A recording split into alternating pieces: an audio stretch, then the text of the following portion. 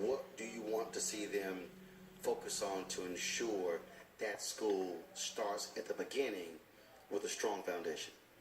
Well, I'm going to go back to my main thing, the needs of the students. I would think that if I was going to start a charter school, the first thing I would do is find out what are the particular needs of the students and concentrate on those particular needs. If there are separate needs of certain students, just like Brother Brock did when he started his, he surveyed the needs, and the needs 6th through 8th grade with BOLAs. That was great.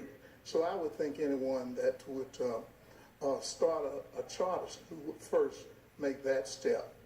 I was sitting there thinking, Roland, when we was talking about all of those good things that you said that could happen, and they probably would, if we could just do all of those things, change all of those rules, have these smart educators we have here running the system in a public school system. If we could change all the rules you say that they can do, all the freedom that they do, and all of that, and I know it's a challenge to do that, but if we could change all of that in the public school system, would that be good, or would that but you started with if. Yeah, that's what I mean. I said if. Right.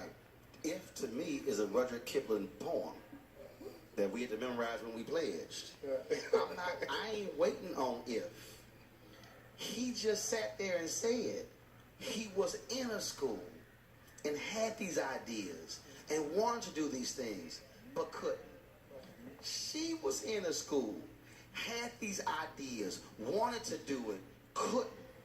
And so why should we, and there's no disrespect to your 24-year serving, but if there is a brother or a sister who is 25 and 27 and 30, and they are in a school system, and then they are stuck, and they can't move, they're being suffocated, they're being strangled, and here over here, we have an option.